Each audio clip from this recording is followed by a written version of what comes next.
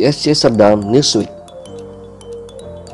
Untuk saat ini, ibadah ISC Serdam dilakukan hanya satu kali setiap hari Minggu pada pukul 9.00 sampai dengan 10.00 WIB. Protokoler kesehatan untuk mengikuti ibadah tatap muka. Tidak sedang sakit, demam, flu, dan batuk. Berusia antara 14 tahun sampai dengan 60 tahun. Memakai masker atau face shield selama ibadah. Mencuci tangan dengan sabun yang disediakan. Cek suhu tubuh sebelum masuk ruang gereja. Saat memberi salam, dilarang bersentuhan. Atur jarak duduk selama ibadah. Langsung pulang selesai ibadah dan jangan berkerumun. Jemaat yang mengikuti ibadah di rumah secara online akan kami bagikan linknya melalui grup WA atau pribadi. Jadwal tayang ibadah secara online minggu depan yaitu pukul 13.00 WIB. Semua ibadah tengah minggu dengan berkumpul di satu tempat untuk sementara waktu ditiadakan di masa pandemi ini. Jemaat dihimbau untuk selalu menjaga jarak dan menggunakan masker bila keluar rumah. Untuk kegiatan komsel atau DC dapat dilakukan melalui aplikasi online seperti Zoom atau Google Meeting sesuai kesepakatan dengan komsel atau DC saudara. Segera akan dibuka kelas online The Power pada pertengahan Oktober 2020. Setiap Selasa pukul 19.00 WIB, hanya 6 kali pertemuan. Bagi yang berminat, segera daftarkan diri Anda pada nomor WA 0811 56 22238. Bagi saudara yang beribadah secara online, persembahan dapat ditransferkan ke rekening berikut.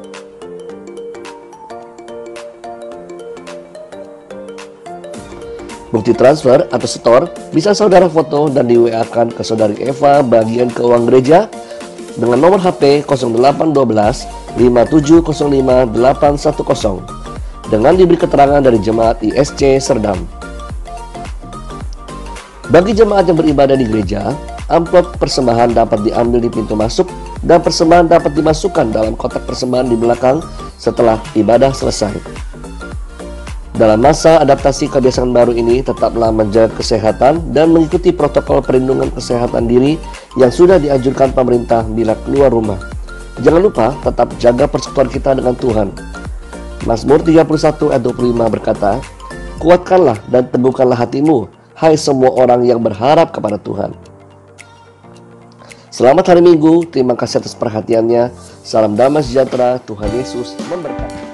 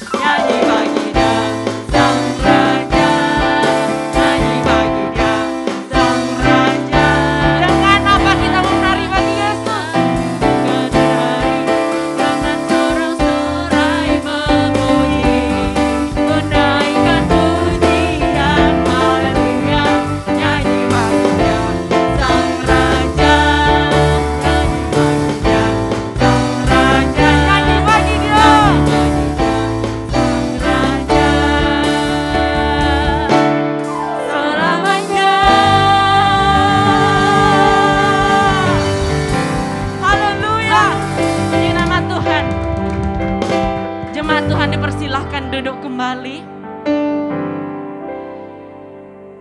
Kita mau persiapkan hati kita. Mari sama-sama kita bersatu dalam doa. Bapa dalam surga, Tuhan Yesus yang baik di sepanjang kehidupan kami ya Tuhan. So kami bersyukur kalau pada hari pagi ini ya Tuhan, kami masih boleh ada itu semua karena kebaikan dan kasih setia-Mu. Tuhan, biarlah sepanjang hidup kami ya Tuhan, kami boleh menyenangkan Engkau dalam setiap tingkah laku kami ya Tuhan. Kami boleh menyenangkan Engkau, kami mengerti ya Tuhan akan panggilan hidup kami. Biarlah ya Tuhan, nama-Mu terus kami muliakan. Terima kasih ya Tuhan, kami mau serahkan ibadah kami pada pagi hari ini ke dalam tangan pengasihan-Mu ya Bapa. Biar Engkau yang beracara, biar Engkau yang berotoritas ya Tuhan atas setiap ibadah kami. Kami mau tolak setiap kuasa-kuasa roh jahat yang akan mengganggu kami saat kami ibadah di dalam nama Tuhan Yesus. Kami yakin dan percaya ada kuasa Bapa tercurah di tempat ini. Terima kasih ya Tuhan. Kami mengucap syukur buat segala kebaikan dan kasih setia-Mu. Dalam nama Tuhan Yesus kami berdoa, haleluya. Amin.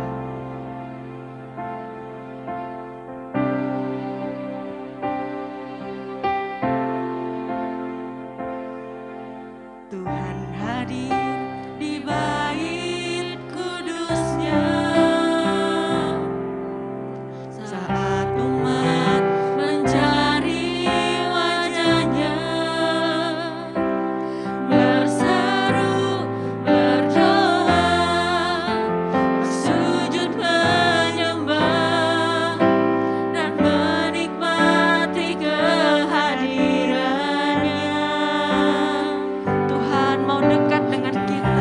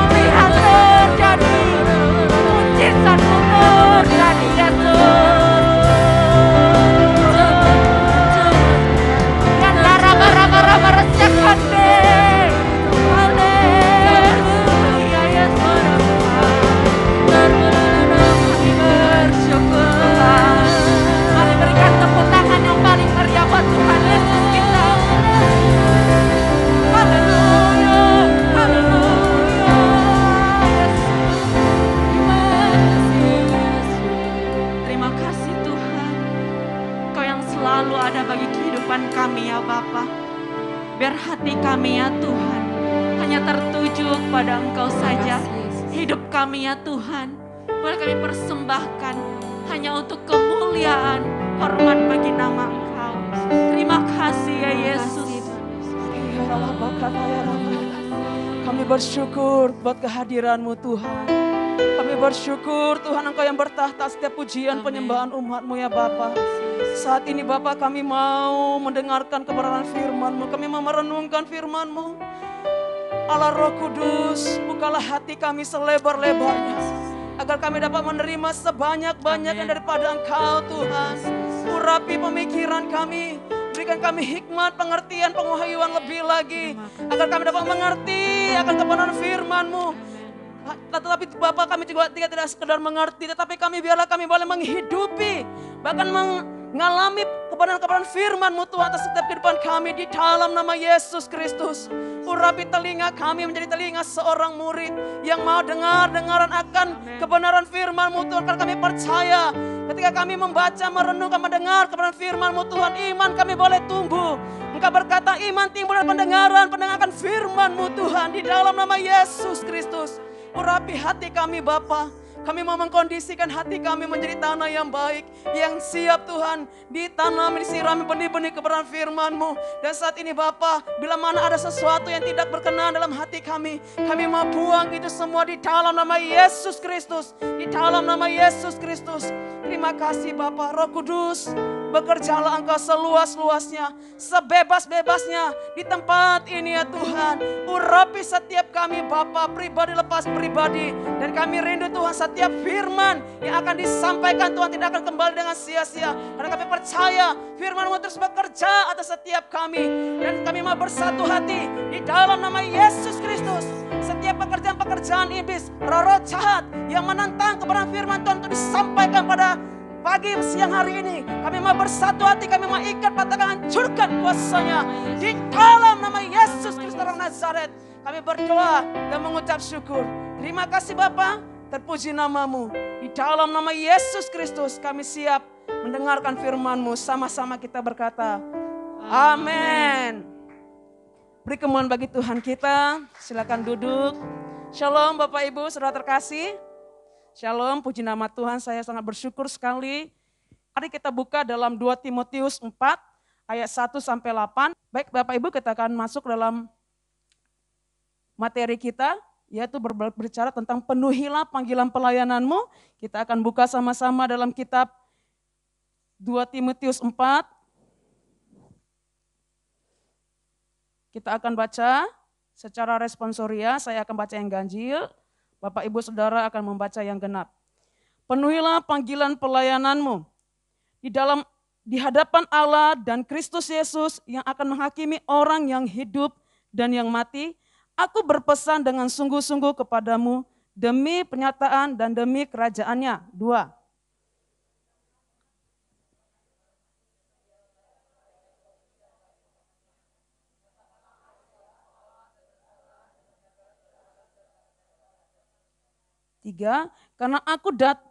Karena akan datang waktunya orang tidak lagi menerima ajaran sehat, tetapi mereka akan mengumpulkan guru-guru menurut kehendaknya untuk memuaskan keinginan telinganya. 4.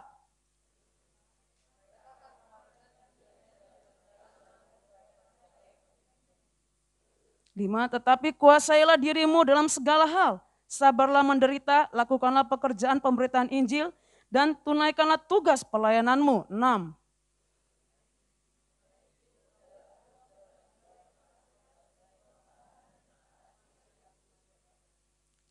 Aku telah mengakhiri pertandingan yang baik. Aku telah mencapai garis akhir dan aku telah memelihara iman. 8. Sekarang telah tersedia bagiku mahkota kebenaran yang akan dikaruniakan kepadaku oleh Tuhan, Hakim yang adil, pada harinya, tetapi bukan hanya kepadaku, melainkan juga kepada semua orang yang merindukan kedatangannya. Ya, Bapak Ibu Saudara terkasih, kitab 2 Timotius ini ditulis oleh Rasul Paulus ketika dia berada di penjara, ketika dia berada ya di penjara di daerah Roma. Ya. Dia menulis surat ini kepada Timotius sebagai anak rohani yang dikasihinya. Ya, jadi kita harus tahu latar belakang dari penulisan kitab ini. Tujuan kenapa Paulus menulis surat ini kepada anak rohaninya Timotius, ya, di mana Paulus mengetahui bahwa seorang Timotius ini adalah seorang anak muda yang memiliki latar belakang itu adalah seorang pemalu, ya. Sehingga dia memberikan satu pesan supaya dia tetap kuat, teguh. Ya, di akhir-akhir menjelang kematiannya dia memberikan suatu pesan peringatan kepada murid, kepada anak rohaninya, di mana tema dari 2 Timotius ini berbicara tentang ketekunan dengan ketabahan. Yaitu berbicara tentang suatu ketekunan, ketabahan dalam melakukan tugas pelayanan. Dalam melakukan tugas panggilan yang Tuhan taruhkan atas kehidupan Timotius. Ya, itu adalah tema dari 2 Timotius ini, Bapak Ibu Saudara terkasih. Ya, dan ini ditulis sekitar tahun 67 sebelum Masehi, seperti itu. Jadi tujuannya yaitu supaya Timotius, ya, dia senantiasa sabar menghadapi kesukaran karena menyadari akannya ada penganiayaan. Di ke depan tadi kita sudah baca, ya, akan ada timbul penganiayaan berat baik dari luar gereja, bahkan ada yang nanti guru-guru palsu, pengajar-pengajar palsu di dalam gereja. Ya, sehingga Paulus, ya, dia itu menasihatkan Timotius, anak rohaninya, agar dia senantiasa memelihara untuk senantiasa memberitakan Injil, kabar keselamatan yang Tuhan sudah sampaikan. Karena dari sejak kecil, ya, Timotius ini sudah mendengar kebenaran firman Tuhan dari sejak neneknya. Ya, neneknya adalah Louis, ya, dan mamanya itu Ionike, gitu, seperti Bapak Ibu Saudara kasih, ya. Jadi dari sejak kecil Timotius ini sudah mendengar tentang kabar berita tersebut. Tetapi dia, ya, masih kurang berani untuk menyampaikan. Sehingga Paulus, ya, sebagai orang tua rohani memberikan satu nasihat. Sehingga nantinya ketika Timotius pergi memberitakan firman Allah, ya, dia tidak sukar lagi, dia tidak mengalami namanya ketakutan. Sehingga dia katakan agar Timotius untuk senantiasa cakap dalam menanggung kesukaran, dalam melakukan setiap tugas-tugas pelayanan yang dipercayakan atas kehidupannya. Seperti itu. Demikian juga kita Bapak Ibu Saudara terkasih, ya, di tempat ini. Apapun tugas pelayanan kita, mari kita senantiasa, ya, teguh. Kita jangan mundur dalam setiap pelayanan kita. Ya, pelayanan itu bukan hanya sekedar di mimbar, tetapi di mana kita berada, baik di dalam pekerjaan kita, senantiasa kita harus mencerminkan tentang Kristus. Bahkan kita juga tidak malu untuk memberitakan firman Allah. Sehingga, ya, firman Tuhan katakan kalau kehidupan kita itu seperti surat Kristus yang terbuka yang dibaca oleh semua orang. Apalagi sini juga banyak juga anak-anak muda seperti itu. Ya, sebagai anak-anak muda kan firman Tuhan mengatakan jangan seorang pun menganggap engkau rendah karena engkau muda.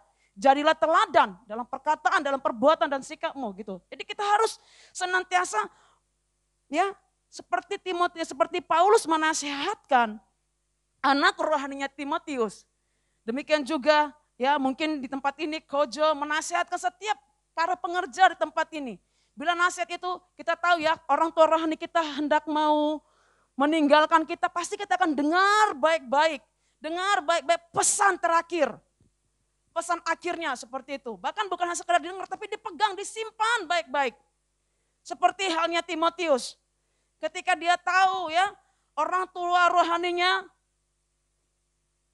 di dalam penjara dan sedang mengalami sedang hampir mengalami jatuhan penghukuman, dihukum dalam penjara, sedang dihakimi seperti itu, ya, Timotius ketika mendengar hal itu dia segera, ya, karena juga Paulus berharapkan supaya Timotius itu untuk segera datang menghampirinya karena ada suatu pesan yang luar biasa yang mau disampaikan. Ya, bahkan pada akhir surat Timotius ini, ya, dalam surat yang ditulis oleh Paulus ini, ia memberikan satu pesan khusus kepada Timotius untuk melakukan dengan sungguh-sungguh.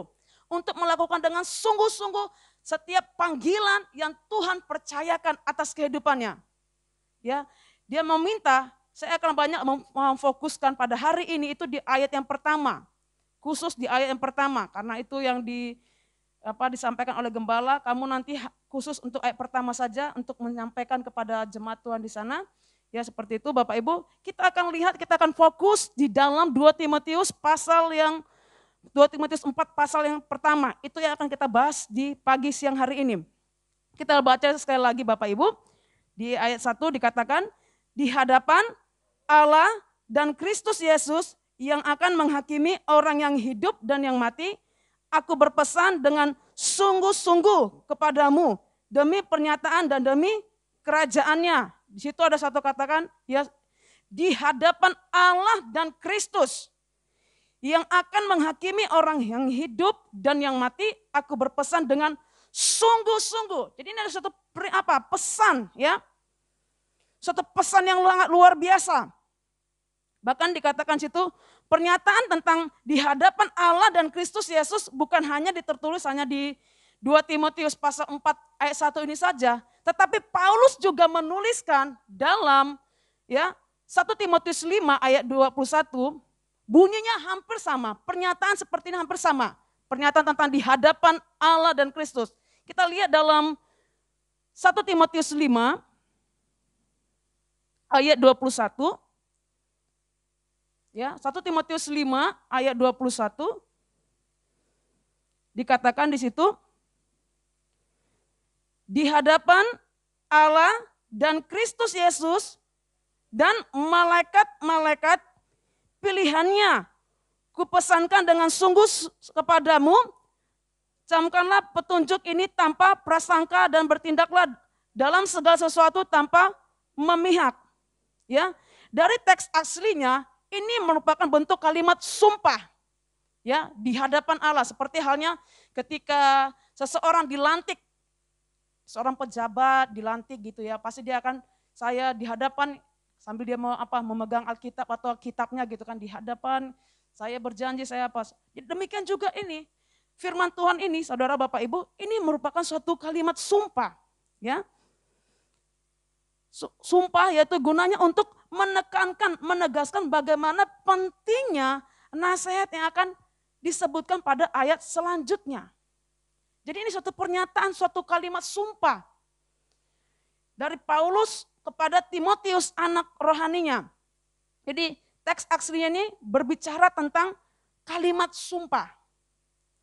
Tujuannya untuk menekankan, menegaskan bagaimana pentingnya nasihat. Inti dari sumpah tersebut.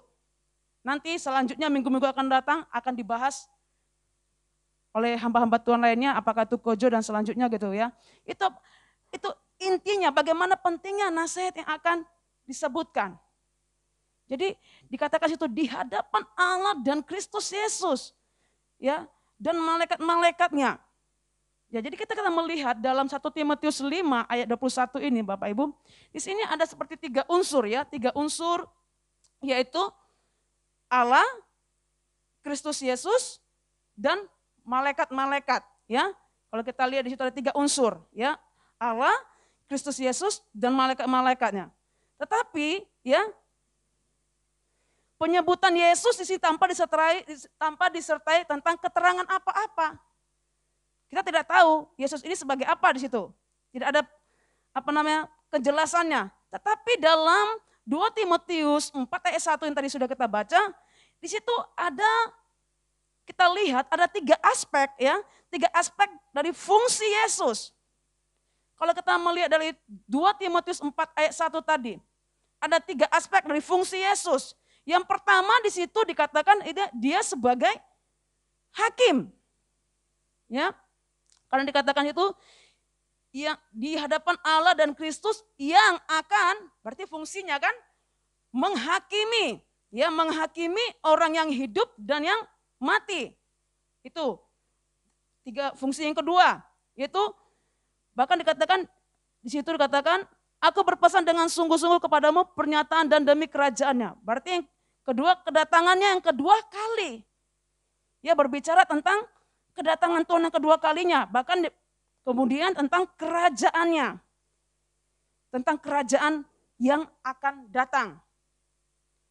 Jadi sumpah ini memuat 3 hal penting Bapak Ibu. Ketika Rasul Paulus memesankan, ya memberikan suatu pesan lewat surat Timotius ini kepada anak rohaninya, dia memberikan suatu 3 hal penting yang berkaitan dengan Kristus Yesus yang akan datang. Ya, ini sangat berkaitan dan ini yang mau kita bahas. Dikatakan di situ, aku berpesan dengan sungguh-sungguh adalah ungkapan bahwa nasihat ini sangat penting. Ya, kata sungguh-sungguh itu berarti suatu kalimat yang sangat penting, jangan dianggap remeh seperti itu. Ya, suatu pesan yang sungguh-sungguh, ungkapan bahwa nasihat ini khusus sangat penting bagi Timotius. Ketika nanti sekiranya Paulus meninggalkannya, tidak bersama lagi dengan dia, apa yang harus dihadapi ke depan? Paulus sebagai orang tua rohani sudah memberikan suatu nasihat perlengkapan yang luar biasa kepada anak rohaninya. Ya, di situ dikatakan di hadapan Allah dan Kristus Yesus. Itu berbicara ya satu kalimat sumpah yang menegaskan bagaimana pentingnya nasihat yang akan disebutkan di ayat selanjutnya, di ayat 1, 2, 3, 4 sampai 8 tadi yang sudah kita baca. Jadi apa sih isi sumpah? Ya, isi sumpah ada 3 hal yang berkaitan dengan Kristus Yesus. Yang pertama, kalau kita baca lagi tadi dari 1 Timotius 5 ayat 21, ya, di hadapan Allah dan Kristus Yesus dan malaikat-malaikatnya, ya, pilihannya ku pesankan dengan sungguh-sungguh kepadamu, camkanlah petunjuk ini tanpa prasangka dan bertindaklah dalam segala sesuatu tanpa memihak. Ya, di sini kita mau melihat Paulus memanggil Timotius, ya, Paulus memanggil Timotius untuk bersaksi dengan tegas, dengan serius. Bersaksi dengan tegas dan serius. Ya. Suatu saat kelak Timotius akan mempertanggungjawabkan seluruh pelayanannya di hadapan Allah. Apa yang kita perbuat selama ada di muka bumi ini, semuanya akan kita pertanggungjawabkan di dalam Kristus Yesus suatu saat nanti. Karena dia ada sebagai hakim bagi semua orang, bagi orang yang hidup dan yang mati. Jadi apapun yang Tuhan percayakan pada kita hari-hari ini, kita harus melakukan dengan sungguh-sungguh. Karena satu saat nanti Tuhan akan meminta pertanggungjawaban.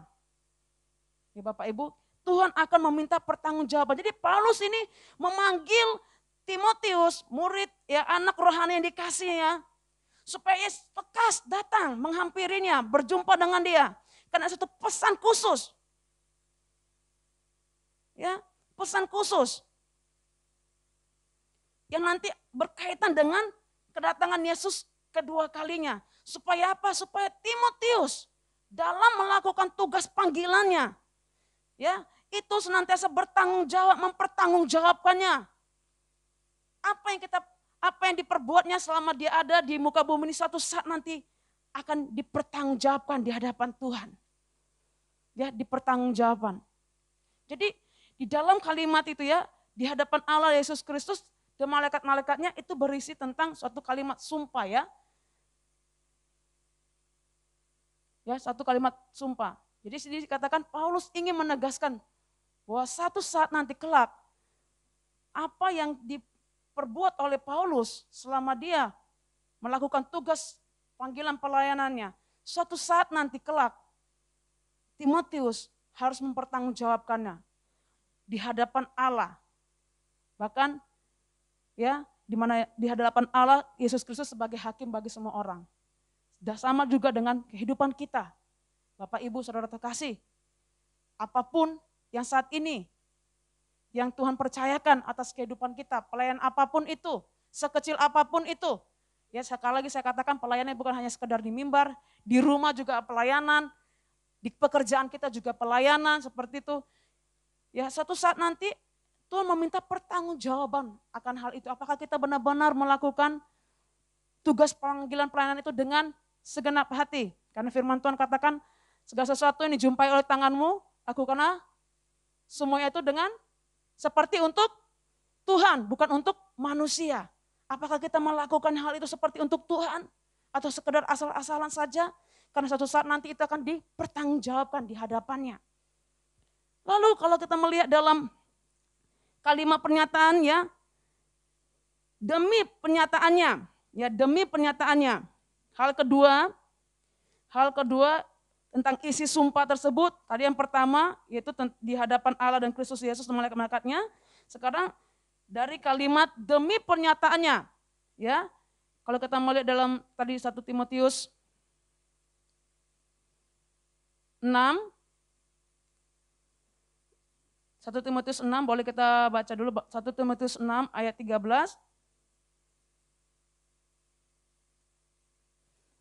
Ya, karena pernyataan tadi itu sama juga tertulis dalam 1 Timotius 5 ayat 21 dan 1 Timotius 6 ayat 13 juga. Dikatakan di hadapan Allah, Ia memberikan hidup kepada segala sesuatu, dan di hadapan Yesus Kristus yang telah mengikrarkan ikrar yang benar itu juga di muka Pontius Pilatus kuserukan kepadamu. Jadi ada tadi itu ya, tertinggal tadi satu ayat berisi tentang satu kalimat sumpah itu. Jadi demi pernyataannya, kita buka dalam 1 Timotius 6 ayat 14, boleh kita bantu saya buka. 1 Timotius 6 ayat 14. Oke. Ya, dikatakan turutilah perintah ini dengan tidak bercacat dan tidak bercela hingga pada saat Tuhan kita Yesus Kristus menyatakan dirinya, ya.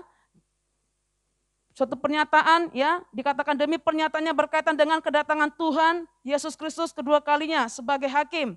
Ya, kedatangan kita tahu ketika Tuhan datang kedua kalinya, kedatangan Tuhan pertama kali di muka bumi ini ya sebagai juru selamat.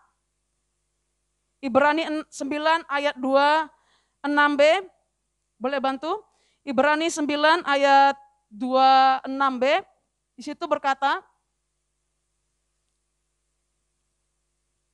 ya, Ibrani 9 ayat 26b, Tuhan Yesus datang ke muka bumi itu sebagai juru selamat, ya, dengan cara Ia mati di kayu salib menanggung semua dosa manusia. Tetapi ketika Tuhan Yesus datang kedua kalinya, ya, boleh bantu Ibrani 9 ayat 26b.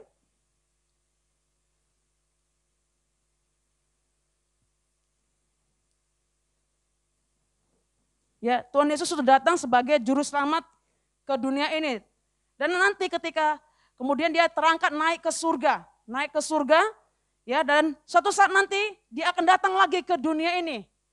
Ya, bukan hanya sebagai juru selamat, tetapi dalam firman Tuhan dalam kitab Kisah Para Rasul 10 ayat 24, kedatangan Tuhan kedua kalinya, ya, Yesus datang sebagai hakim atas semua umat manusia. Yesus akan menganugerahkan keselamatan bagi orang yang percaya yang menantikannya. Jadi ketika nanti Tuhan Yesus datang kedua kalinya, Dia datang sebagai hakim. Maksudnya apa? Dia, ya, ketika Tuhan sudah memberikan suatu kesempatan bagi kita bagaimana kita harus bertobat, melakukan tugas panggilan kita selama ada di muka bumi ini. Ketika kita bermain-main dalam hal itu, dan ketika nanti habis waktunya, habis masanya, kita tidak mempergunakan dengan sebaik-baiknya, Dia akan datang kedua kalinya, ya, meminta pertanggungjawaban atas segala apa yang kita perbuat. Ya, di situ katakan Kisah 10 ayat 24, dan pada hari berikutnya sampailah mereka di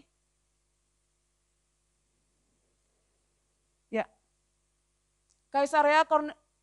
Kornelius sedang menantikan mereka dan ia telah memanggil sanak saudaranya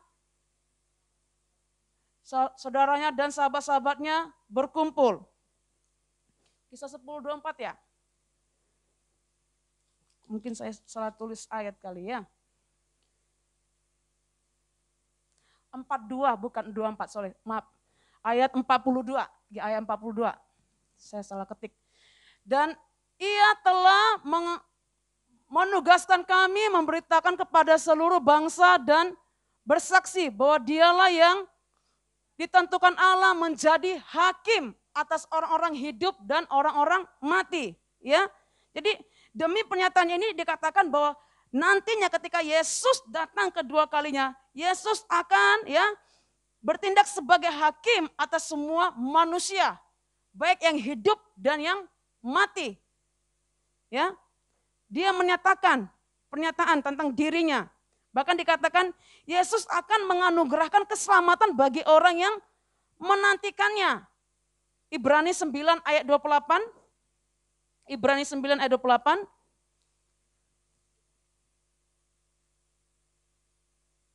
Ya, firman Tuhan boleh bantu Ibrani 9 ayat 28.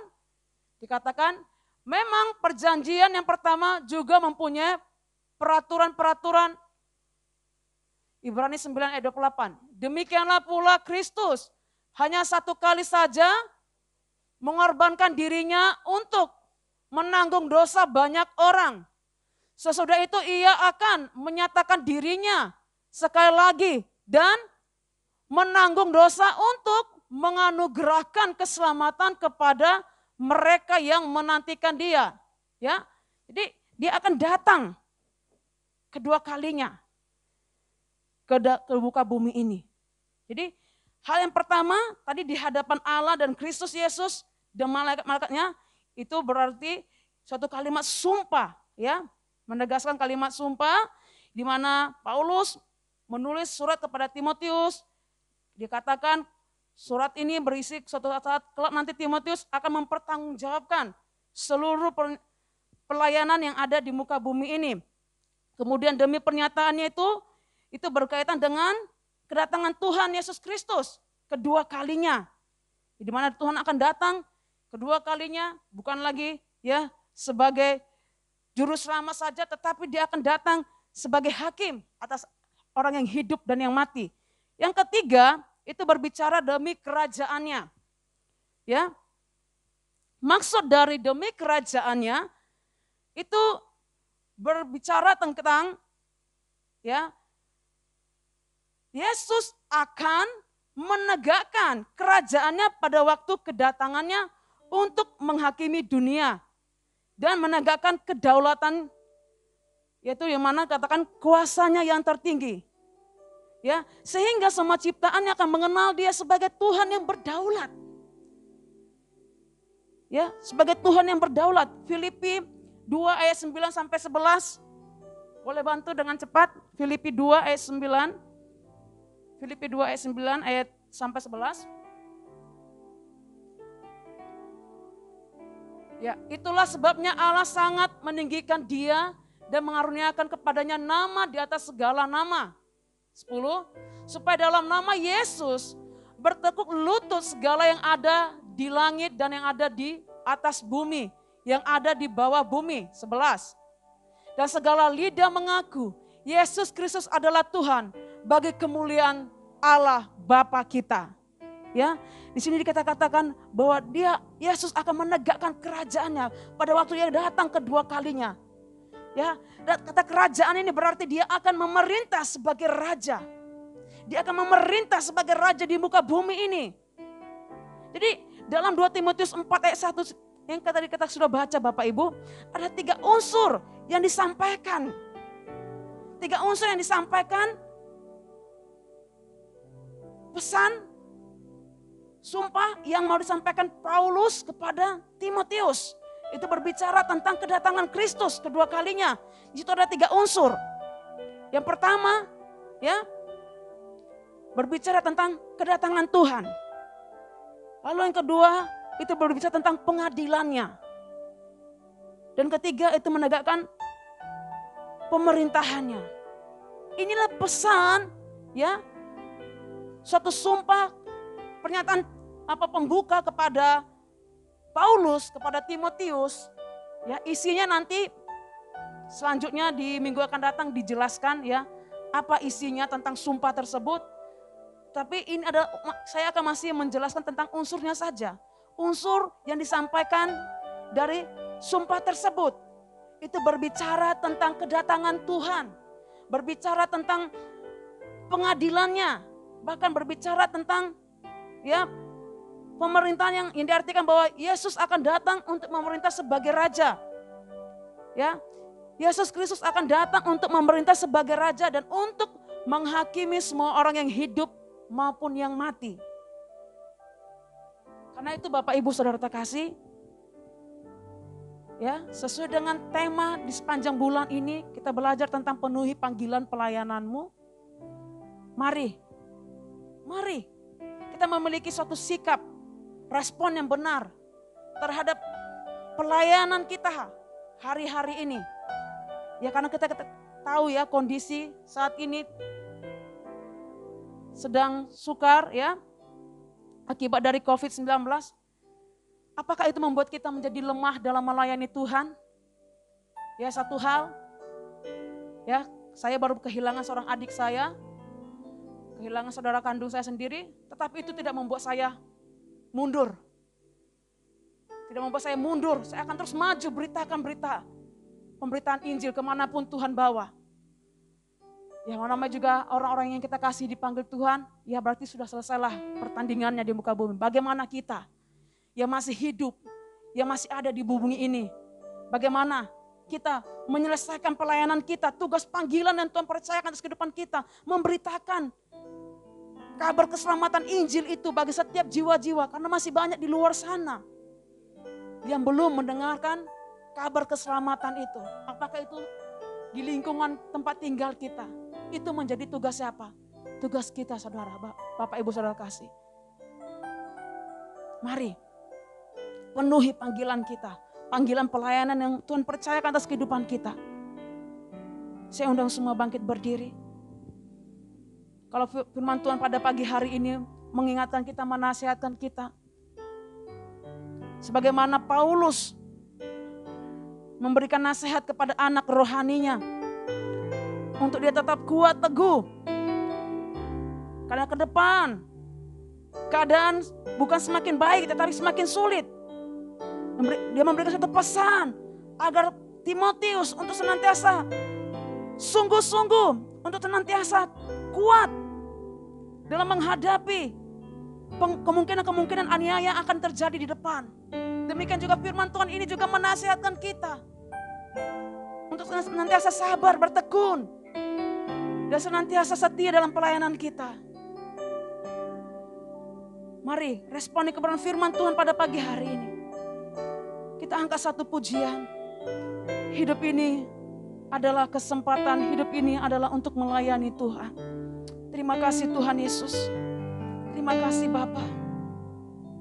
Terima kasih Tuhan. Ini adalah kesempatan hidup ini untuk melayani Tuhan. Jangan sia-siakan waktu yang Tuhan beri. Hidup ini harus jadi berkat. Hidup ini adalah kesempatan. Hidup ini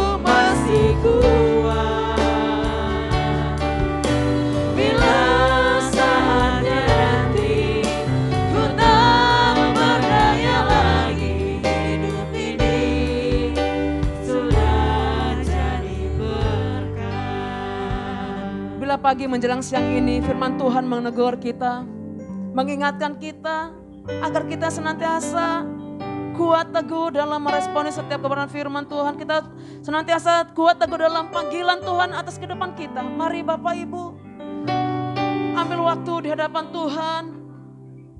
Mungkin motivasi kita, komitmen kita hari-hari ini mulai lemah akan tugas panggilan yang Tuhan percaya atas kehidupan kita. Mari perbaiki kembali komitmenmu di hadapan Tuhan tentang panggilan Tuhan itu.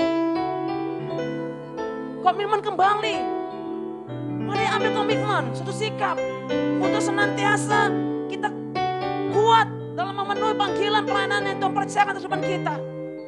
Saya mempersilahkan waktu buat Bapak Ibu untuk berdoa kepada Tuhan. Roh Kudus, Engkau melihat setiap hati umat Tuhan di tempat ini. Engkau melihat keadaan jemaat Tuhan di tempat ini. Hamba-Mu Tuhan sudah selesai menyampaikan kebenaran firman-Mu. Tapi hamba percaya Tuhan, setiap firman yang disampaikan pada siang hari ini, itu tidak akan kembali dengan sia-sia. Biarlah setiap kami Bapa yang mungkin hari-hari ini mulai mengalami suam-suam kuku dalam pelayanan kami, roh kami boleh kembali bersemangat, bergairah dalam memenuhi panggilan Tuhan atas kehidupan kami ya Bapa, di dalam nama Yesus. Kuatkan, teguhkan setiap hati, kuatkan, teguhkan setiap lutut ya Bapa. Biarlah roh kami senantiasa menyala-nyala dalam melayani-Mu Tuhan, di dalam nama Yesus Kristus. Hamba berdoa bahwa pelayanan Tuhan di tempat ini, Tuhan pakai hamba-hamba Tuhan di tempat ini sehingga sedang dituai bagi kemuliaan nama-Mu, di dalam nama Yesus Kristus. Terima kasih Bapa, terpuji nama-Mu Tuhan kekal sampai selama-lamanya. Kami berdoa dan mengucap syukur. Haleluya. Amin. Mari saat ini kita siapkan hati kita untuk menyambut tubuh dan darah Yesus Kristus. Ku tak berdaya lagi, hidup ini sudah jadi berkat. Oh Tuhan, pakailah hidupku Selagi aku masih kuat, bila saatnya nanti ku tak berdaya lagi, hidup ini sudah jadi berkat. Tuhan Yesus, kami mengucap syukur kepadamu Tuhan. Engkau terus membimbing kami dan menuntun kami kepada kebenaran-Mu ya Allah. Kalau hari ini kami boleh mendengarkan firman-Mu untuk memenuhi panggilan dalam kehidupan kami ya Tuhan. Apapun itu ya Allah, baik dalam pekerjaan kami sehari-hari, maupun sebagai profesi kami ya Tuhan, ataupun sebagai status kami dalam rumah tangga kami, sebagai kepala rumah tangga, sebagai seorang ibu, anak-anak Tuhan. Kami bisa melakukan tugas dan fungsi kami Tuhan, sesuai dengan Tuhan tetapkan dalam kehidupan kami ya Allah. Dan kami melakukan tanggung jawab itu dengan sepenuh hati kami dan tidak melalaikannya ya Tuhan. Siapalah kami ini Tuhan, Engkau jadikan kami biji mata-Mu ya Tuhan, yang Kau pelihara dan Kau jagai senantiasa ya Tuhan. Bahkan saat ini Tuhan kami boleh menerima penebusan daripada-Mu ya Allah. Engkau rela turun ke dunia ini untuk menanggung dosa-dosa kami, seluruh umat manusia ini ya Tuhan, ditanggung di sekujur tubuh-Mu ya Allah. Dan kami boleh mengingat segala kasih karunia-Mu ya Tuhan. Dan malam sebelum Engkau menderita sengsara ya Allah, Engkau mengadakan perjamuan kudus dengan para murid-murid-Mu ya Tuhan. Dan biarlah pada hari ini kami boleh mengingatnya kembali bersama-sama dengan seluruh umat-Mu di tempat ini ya Allah. Mari kita angkat roti ini bersama-sama di hadapan Tuhan. Sebagaimana firman Tuhan mengatakan, sebab apa yang telah kuteruskan kepadamu, telah kuterima dari Tuhan, yaitu bahwa Tuhan Yesus pada malam waktu Ia diserahkan, Ia mengambil roti dan sudah itu Ia mengucap syukur atasnya. Lalu Ia memecah-mecahkannya. Dan Ia berkata, inilah tubuhku yang diserahkan bagi kamu. Perbuatlah ini menjadi peringatan dengan aku. Bukankah Roti yang kita angkat ini sebagai lambang dari tubuh Kristus. Mari kita makan roti ini bersama-sama dalam nama Yesus Kristus.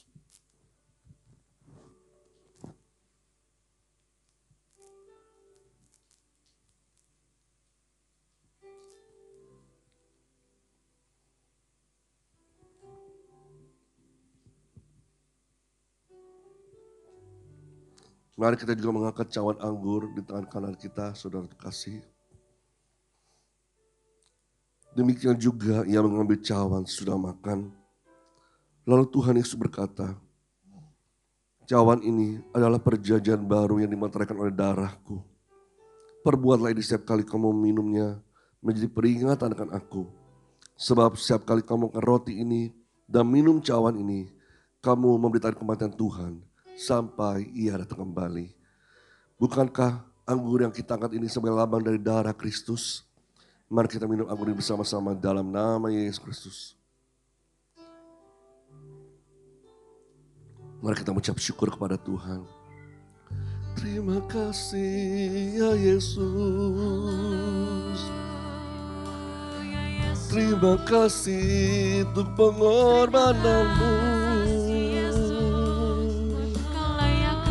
Terima kasih untuk keselamatan yang kau berikan. Kami bersyukur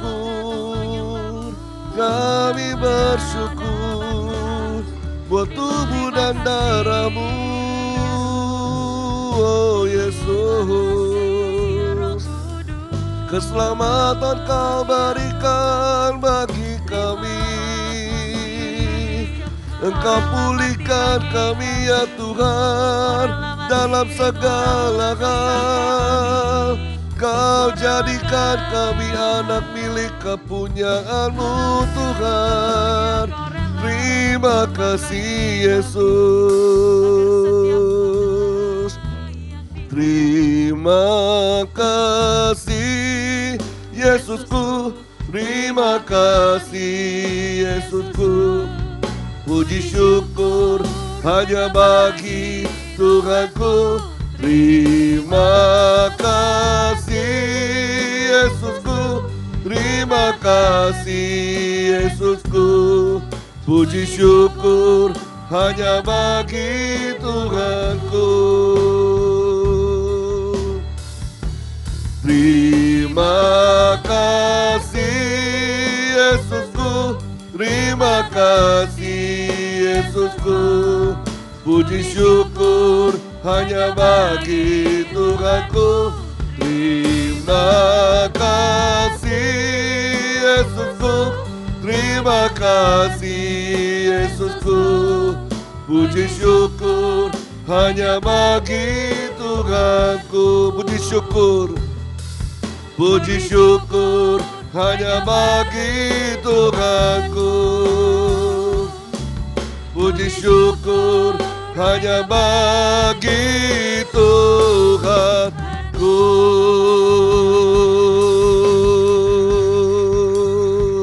Kami mengucap syukur kepadamu ya Tuhan, atas segala kasih, anugerah dan pemeliharaan-Mu buat kami semua. Bahkan sampai hari ini Kau terus melindungi kami ya Tuhan. Menjauhkan kami dari segala sakit penyakit ya Tuhan. Memberikan kami kekuatan daripada-Mu Tuhan. Untuk mengikuti-Mu sampai seumur hidup kami ya Tuhan. Kami mau terus setia dan taat kepada-Mu ya Bapa. Terutama dalam panggilan-panggilan-Mu yang sudah Tuhan tetapkan dalam kehidupan kami ya Tuhan. Terpujilah nama Tuhan. Kami ucap syukur di dalam nama Yesus Kristus. Haleluya. Mari sama-sama katakan amin. Mari sama-sama kita mengatakan kita di hadapan Tuhan. Bapa, Engkau melihat setiap tangan-tangan terangkat dari umat-Mu Tuhan. Mereka keluarga demi keluarga, pribadi Tuhan. Apapun usaha dan pekerjaan mereka. Baik itu yang sekolah juga, yang kuliah, Kau juga berkati semua ya Bapa.